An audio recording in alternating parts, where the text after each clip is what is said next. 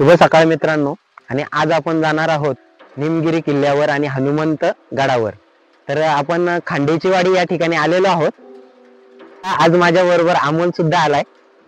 पहिल्यांदाच आलाय माझ्या बरोबर एखाद्या गडाच्या ट्रेकला. आम्ही माळशेज साईडने आलोय मुरबाड वरून. तर आम्ही वाडीवरून राईट टर्न घेऊन इकडे आलेलो आहे आणि खांड्याची वाडी इथं आलोय. तिथून 5 ते 10 किलोमीटरच्या अंतरावर आहे खांड्याची वाडी. तर तिथून आम्ही आलोय खांड्याच्या वाडीला आणि आपल्या प्रवासाला आता आपण सुरुवात करतोय. हे बघा मित्रांनो, इथे एक जिल्हा परिषदची शाळा आहे आणि ती बघून मला माझ्या लहानपणीचे दिवसच आठवले. मी पण जिल्हा परिषदच्या शाळेत शिकलोय आणि जिल्हा परिषदेच्या शाळेच्या बाजूने असा रस्ता आहे. तर त्या रस्त्याने आपल्याला जायचंय. मराठी शाळेपासून काही अंतरावर वर आल्यानंतर ही विहीर लागते आणि या विहिरीच्या बाजूने आपल्याला जायचं आहे. हे लक्षात ठेवा. इकडनं असं त्या टॉवरच्या बाजूने. हा बघा रस्ता तसाच सोडलेला आहे. चुकण्याची शक्यता तर खूपच कमी आहे, कारण की हा ट्रेक छोटा आहे आणि बिगिनर्स ट्रेकर साठी हा खूप चांगला आहे. थोडी झाडी आहे आणि झाडीतून आपण चाललेलो आहोत. तर सुरुवातीला आपल्याला काळवाईचं मंदिर लागेल, तिथे आपण दर्शन घेऊन जाणार आहोत. भातशेती कापण्याचं काम झालेलं आहे, झोडण्याचं काम पण झालेलं आहे आणि पेंडा बघा कसा रचून ठेवलाय. आता आपण काळवाईच्या मंदिराजवळ आलोय आणि हे बघू शकता, इथे जुन्या काळात प्रवेशद्वार असेल आणि त्याची नक्षीकाम पण तुम्ही बघू शकता. सुंदर असे सुबक नक्षीकाम आहे. सध्या त्याची पडझड झाले. पुढे आल्यानंतर ही देवाची शिळा आहे आणि आतमध्ये आपण दर्शन घेऊन पुढे आपण जाणार आहोत.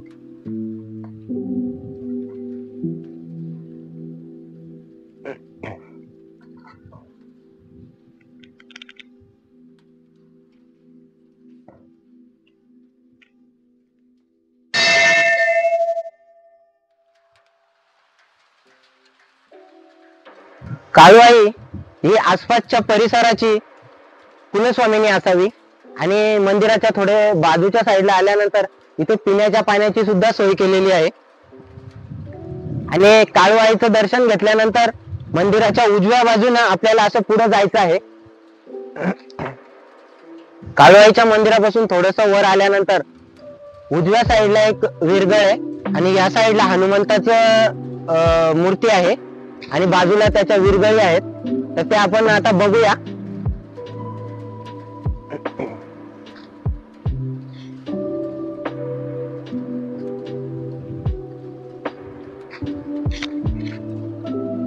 आता आपण हनुमंताचं दर्शन घेऊया आणि बाजूला नंदी महाराज पण आहेत आणि शिवलिंग पण आहे. आणि या विरगळी बघू शकता आपण. आणि ही कसली तरी मूर्ती असावी, पण ती भग्न अवस्थेत आहे सध्या.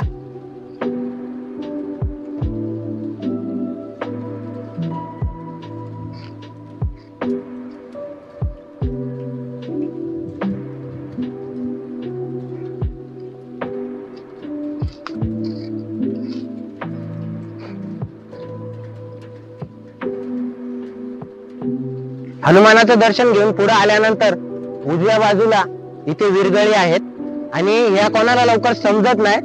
व्यवस्थित लक्ष देऊन आलं तरच समजतं. आता आपण विरगळी बघायला जाणार आहोत. हे बघा विरगळी आपण बघू शकता आणि मस्त असा एका रांगेत 42 विरगळी आहेत आणि एक गोटा पण आहे त्या विरगळ्यांच्या बाजूला. तो कसला आहे ते काही सांगता येणार नाही, पण ह्या 42 विरगळी एका रांगेत रचून ठेवलेल्या आहेत.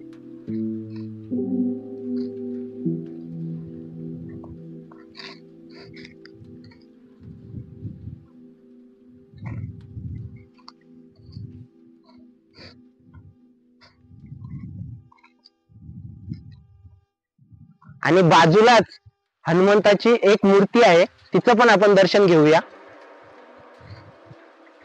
हे बघा हनुमंतराया.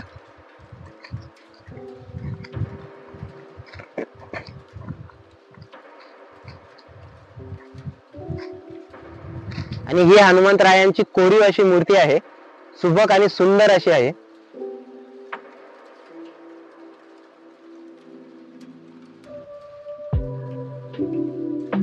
आणि विरगळ म्हणजे त्या काळातील वीरांच्या पराक्रमाची माहिती ज्या दगडांवर कोरण्यात येत असे त्याला विरगळ असे म्हणतात.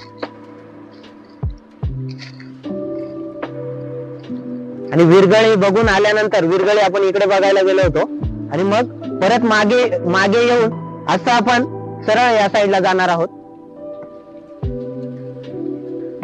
या किल्ल्याची समुद्र सपाटीपासून उंची पाहिली तर 1108 मीटर आहे व पायथ्यापासून 300 मीटर आहे. आणि या बॅनरवर सर्व किल्ल्याविषयी माहिती सांगितलेली आहे, तर ती आपण पाहू शकता. वन विभागानं आराम करण्यासाठी किंवा विश्रांती घेण्यासाठी अशा प्रकारचे शेड बनवलेले आहेत. आणि इकडे निमगिरी किल्ल्याविषयी दुसरा पण बोर्ड लावलेला आहे. आणि वन विभागाने लक्ष ठेवण्यासाठी अशा चौक्या बनवलेल्या आहेत. हे बघा, या घळीतून आपण आलेलो आहोत आणि इकडनं असं आलो आणि इकडनं आपण असं पायऱ्यांनी वर जाणार आहोत. खूप खर असा चढाव आहे, खडा चढाव आहे आणि या पायऱ्या पण खूप खड्या आहेत. हे बघा, इथे पावसाळी खूप वाट लागत असे. निसरड आहे, एकदम शेवाळ पण फाटलेलं आहे आणि पायऱ्याच नष्ट झाल्यात पाणी येऊन येऊन.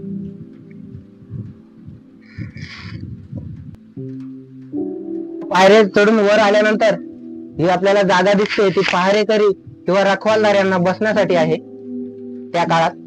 या पायऱ्यांची जर रचना बघितली तर आपल्याला चावंडवर, हडसरवर आणि जीवधनवर अशाच प्रकारच्या पायऱ्या आहेत. त्यांची रचना सुद्धा अशीच आहे.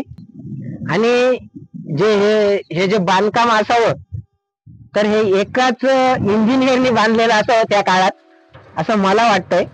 आणि यांच्या रचनेवरून असं वाटतंय की या सातवाहन कालीन असाव्या. सातवाहन काळात याचे बांधकाम झालेलं असावं. हे बघा, ही दुसरी चौकी असावी. आणि या बाजूला जर आपण बघितलं तर पिंपळगाव जोगा डॅम आपल्याला दिसतोय. मंदिर पाहिलं तर मोडकळीस आलेल्या अवस्थेत आहे.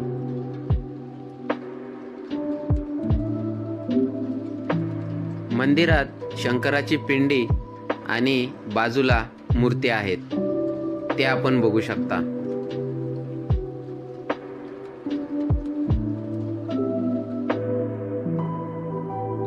ही पाण्याची टाकी आहे आणि त्यातलं पाणी पिण्यायोग्य नाही.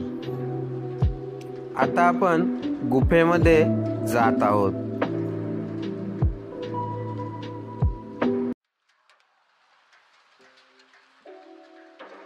दोन दरवाजे असावेत असं मला वाटतंय. बघा, हा एक दरवाजा आहे आणि हा एक इकडचा दरवाजा आहे. त्याच गुफेच्या बाजूला दुसरी अशी एक गुफा आहे. तिच्यामध्ये सध्या पाणी पण साठलेलं आहे. हे बघा, त्याच्या बाजूला पण दुसरी आहे, तिथे आतून जायला रस्ता आहे. आता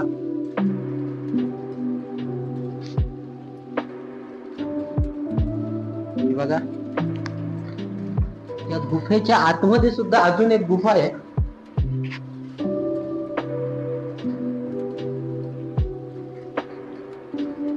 आपल्याकडे व्यवस्थित जात नाहीये, उजेडासाठी बॅटरी नाहीये.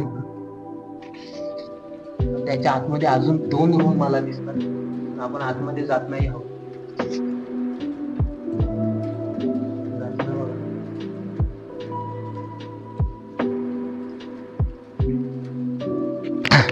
इकडे जर बघितलं तर आपल्याला डोंगर रांगा दिसतात. जौंड्या डोंगर दिसतोय. त्यानंतर ह्या साईडला जर आलं तर हरिश्चंद्रगड दिसतोय.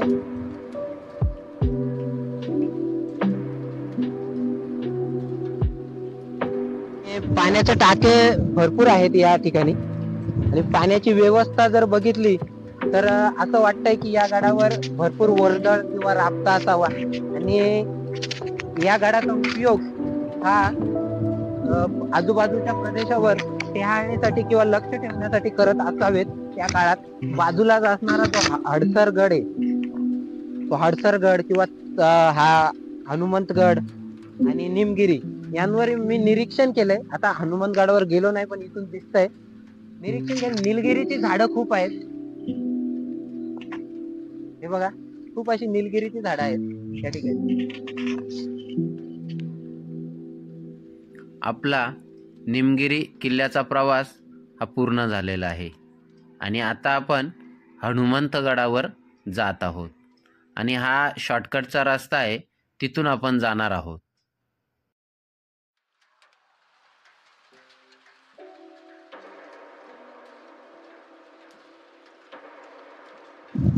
हनुमंतगडावर चढण्यासाठी पावसाळी इथे खूप निसरडी वाट असेल, तर इकडनं न चढता इथून असं चढावं. हनुमंतगडावरून आपल्याला निमगिरी दिसत आहे. आणि हे पायऱ्या ज्या आपण पायऱ्यांवरून गेलो त्या. आणि निमगिरी हनुमंतगडावर आल्यानंतर इथे आहे ना, इथे देवाची कुठली तरी देवाची मूर्ती आहे. बाजूला असा झेंडा पण आहे आणि ते बांधकाम आहे, दगडी बांधकाम त्या काळचं. पण इथे जायला रस्ताच भेटत नाहीये. पूर्ण कडा आहे, इकडे खाली गेलं तर पडण्याची शक्यता आहे. रस्ताच भेटत नाही तिकडे जायला. इथे एक पाण्याचा टाका आहे, पण ते पूर्णपणे आटलेलं आहे. त्याचं खोदकाम अपूर्णच आहे असं मला वाटतंय. त्या काळात अपूर्णच राहिलेलं आहे. इथे पण छोटस असं टाका आहे. थोडस वर आल्यानंतर इथं असं बांधकाम आहे, दगडी बांधकाम. आणि इथं पाण्याचा टाका असावा असं वाटतंय, पण ते पूर्ण गवत आहे आता तिथे.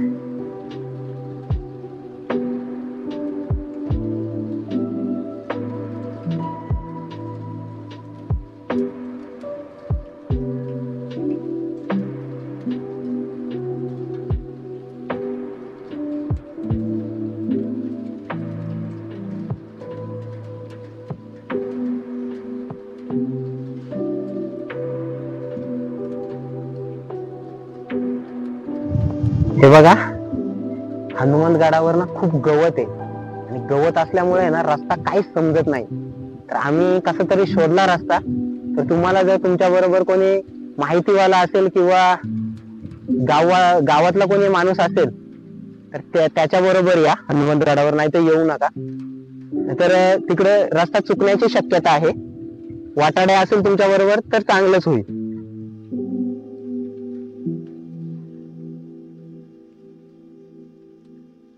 फायनली आपला ट्रेक कंप्लीट झालेला आहे आणि जर व्हिडिओ आपणास आवडल्यास लाईक करा, शेअर करा आणि सर्वात महत्त्वाची गोष्ट म्हणजे सबस्क्राईब करायला विसरू नका.